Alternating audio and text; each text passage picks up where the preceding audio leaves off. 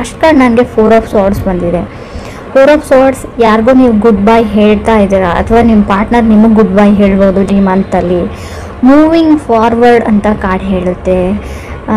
ಕೆಲವರು 4 ಆಫ್ ಸಾರ್ಡ್ಸ್ ಅಂದರೆ ಬ್ರೇಕಪ್ ಆಗಿರುತ್ತೆ, ಸಪ್ರೇಟ್ ಆಗಿರ್ತೀರ, ಹಳೆ ಮೆಮೊರೀಸ್ನ ಪದೇ ಪದೇ ನೆನೆಸ್ಕೊಂಡು ಕಣ್ಣೀರು ಹಾಕ್ಕೊಳ್ಳೋದು.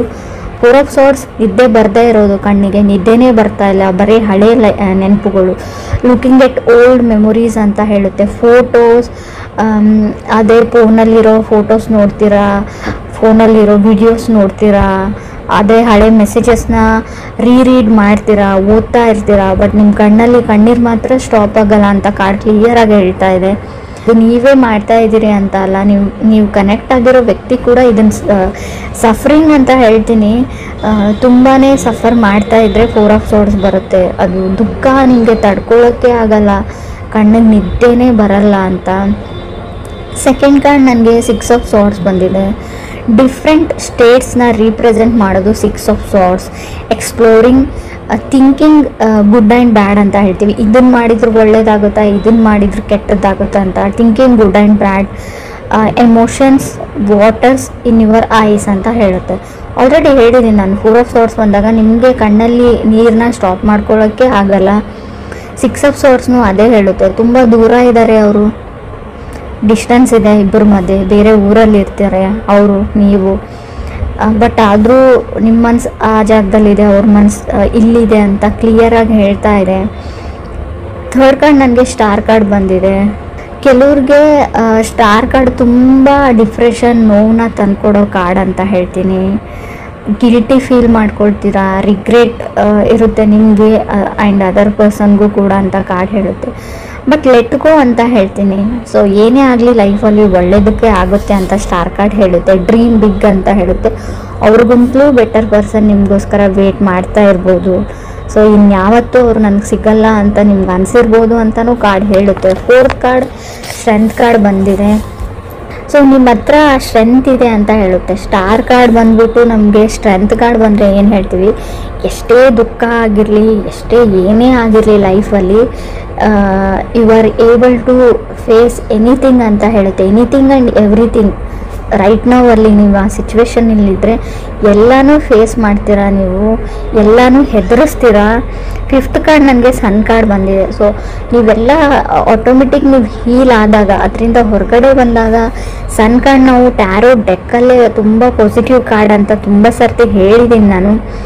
ಸೊ ಇದೇನಂದರೆ ಸನ್ ಕಾರ್ಡ್ ಗ್ರೋತ್ ಅಂತ ಹೇಳ್ತೀನಿ. ಮೇ ಬಿ ನೀವು ಕುಂಭರಾಶಿಯವ್ರ ಜೊತೆ ಕನೆಕ್ಟ್ ಆಗಿದ್ರೆ, ಅಥವಾ ಸನ್ ಕಾರ್ಡ್ ಲಿಯೋ ಅಂದರೆ ಸಿಂಹ ರಾಶಿನ ಕೂಡ ರೀಪ್ರೆಸೆಂಟ್ ಮಾಡುತ್ತೆ. ಆ ರಾಶಿಯವ್ರ ಜೊತೆ ಕೂಡ ಕನೆಕ್ಟ್ ಆಗಿರ್ಬೋದು, ಅಥವಾ ನೀವು ಯಾವುದೇ ರಾಶಿಯವ್ರ ಜೊತೆ ಕನೆಕ್ಟ್ ಆಗಿರ್ಬೋದು. ವಿಷಯ ಅದಲ್ಲ, ನಿಮ್ಮದು ಅಥವಾ ಅದರ್ ಪರ್ಸನ್ದು ಬರ್ತ್ಡೇ ಕೂಡ ಹತ್ತಿರ ಬಂದಿರ್ಬೋದು ಅಂತ ಕಾರ್ಡ್ ಹೇಳುತ್ತೆ. ಬರ್ಡೇ ಮಂತ್ ಅಂತ ಹೇಳುತ್ತೆ. ಮುಖದಲ್ಲಿ ಒಂದು ಗ್ಲೋ ಇರುತ್ತೆ, ನಿಮ್ಗೆ ಖಂಡಿತವಾಗ್ಲೂ ಗ್ಲೋ ಬರುತ್ತೆ ಅಂತ ಹೇಳ್ಬೋದು. ಶೆಡ್ಡಿಂಗ್ ಆಫ್ ಓಲ್ಡ್ ಸ್ಕಿನ್ ಅಂತ ಹೇಳ್ತೀವಿ. ಮೇ ಬಿ ನಿಮ್ಗೆ ಅನಿಸುತ್ತೆ ನೀವು ಏನೋ ಕಳ್ಕೊಂಡ್ಬಿಟ್ಟೆ ಲೈಫಲ್ಲಿ ಅಂತ, ಬಟ್ ಆ ಥರ ಇಲ್ಲ. ನಿಮ್ಮಿಂದ ಏನು ಕಿತ್ಕೊಂಡಿರುತ್ತೆ ಯೂನಿವರ್ಸ್ ಅದನ್ನು ವಾಪಸ್ ರಿಟರ್ನ್ ಬ್ಯಾಕ್ ಮಾಡೇ ಮಾಡುತ್ತೆ ಅಂತ ಸನ್ ಕಾರ್ಡ್ ಹೇಳ್ತಾ ಇದೆ. ಸೊ ವರಿ ಮಾಡ್ಕೊಳ್ಬೇಡಿ. ಸಿಕ್ಸ್ತ್ ಕಾರ್ಡ್ ನನಗೆ 7 ಆಫ್ ಪೆಂಟಿಕಲ್ಸ್ ಬಂದಿದೆ. ಏನು ಅಂದರೆ ಸೆವೆಂತ್ ಕಾರ್ಡ್ ಹರ್ಮೆಟ್ ಕಾರ್ಡ್ ಬಂದಿದೆ. ಸೊ ನೀವು ಕೆಲವರು ಯಾವುದಕ್ಕಾದರೂ ವೇಟ್ ಮಾಡ್ತಾ ಇದ್ರೆ ತುಂಬ ದಿನಗಳಿಂದ, ಫೇಮ್ ಆ್ಯಂಡ್ ಸಕ್ಸಸ್ ಆಗಿರ್ಬೋದು, ಯಾವುದೋ ಒಂದು ವ್ಯಕ್ತಿಗಾಗಿರ್ಬೋದು, ಅಥವಾ ನಾನು ವೇಟ್ ಲಾಸ್ ಮಾಡ್ಕೊಳ್ಬೇಕು ಅಂತ ಡಯಟ್ ಮಾಡ್ಕೋರು ಆಗಿರ್ಬೋದು, ಅಥವಾ ಬೇಬಿ ಬೇಕು ಅಂತ ಏನು ಹೇಳ್ತಾರೆ ಕನ್ಸೀವ್ ಆಗೋಕ್ಕೆ ಟ್ರೈ ಮಾಡ್ತಾ ಇರ್ಬೋದು. ಸೊ ಅವರು ಕೂಡ ನೀವೇನು ಅಂದ್ಕೊಂಡಿರ್ತಾರೋ ಅದು ಸಿಗೋ ಅಂಥ ಟೈಮ್ ಅಂತ ಹೇಳುತ್ತೆ. ಬಟ್ ಅಷ್ಟೇ ಕೇರ್ಫುಲ್ಲಾಗಿ ಕೂಡ ನೀವು ಇರಬೇಕಾಗುತ್ತೆ ಅಂತ ನಾನು ಹೇಳ್ತೀನಿ.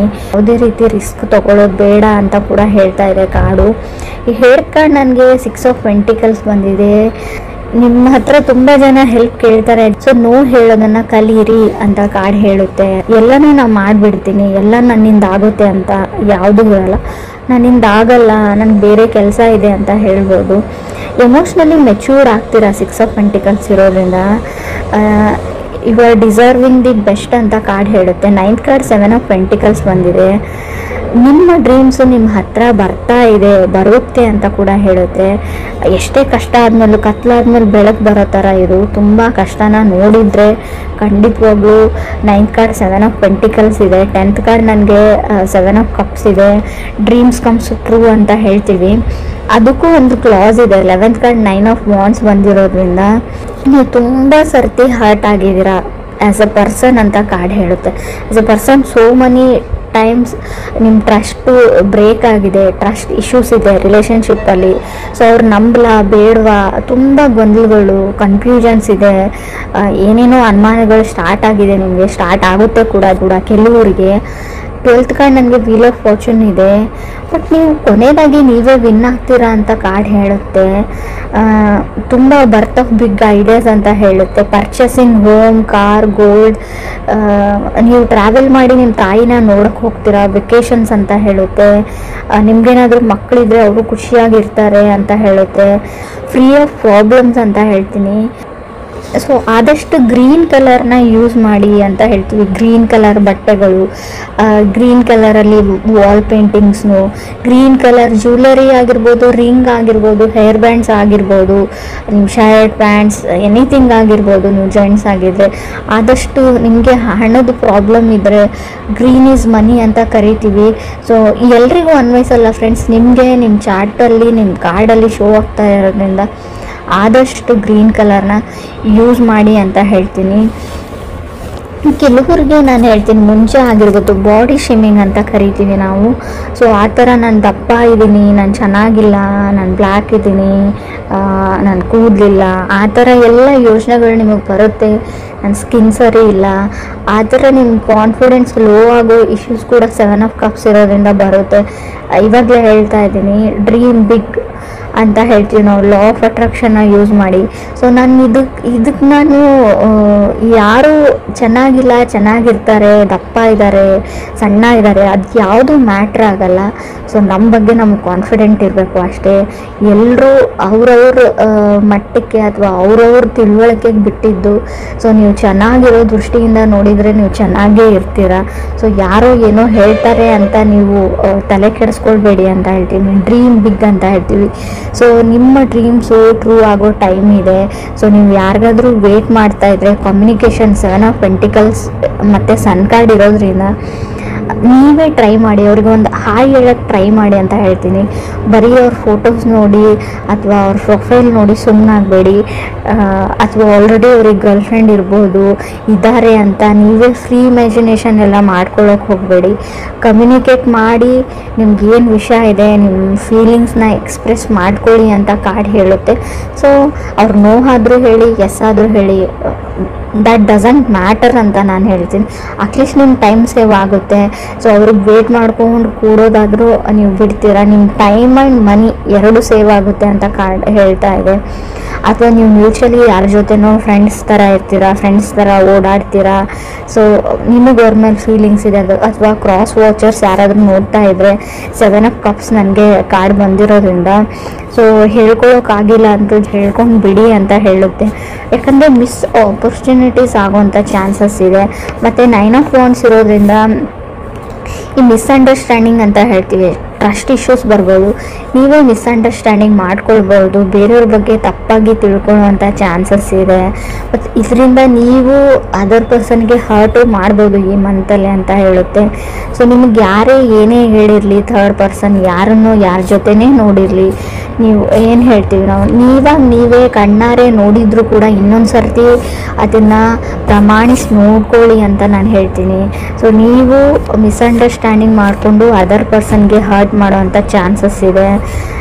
ಅದ್ರ ಬಗ್ಗೆ ನಿಮಗೆ ಕೇರ್ ಇರಲಿ. ಸೊ ನಿಮಗೇನಾದರೂ ಮಕ್ಕಳಿದ್ರೆ, ಆಲ್ರೆಡಿ ಕಿಡ್ಸ್ ಇದ್ದರೆ ಅವ್ರನ್ನ ಖುಷಿಯಾಗಿ ಇಟ್ಕೊಳ್ಳೋಕೆ ಟ್ರೈ ಮಾಡಿ. ನಿಮ್ಮ ರಿಲೇಷನ್ಶಿಪ್ಪು, ನಿಮ್ಮ ಕಿತ್ತಾಟ, ನಿಮ್ಮ ಲೈಫನ್ನ ಹೊರೆನ ಅವ್ರ ಮೇಲೆ ಹಾಕಬೇಡಿ. ಸೊ ಅವ್ರ ಬಾಲ್ಯನ ಅವ್ರಿಗೆ ಅನುಭವಿಸೋ ಹಾಗೆ ನೀವು ಮಾಡಿಕೊಡಿ ಅಂತಲೇ ಕಾರ್ಡ್ ಹೇಳ್ತಾ ಇದೆ.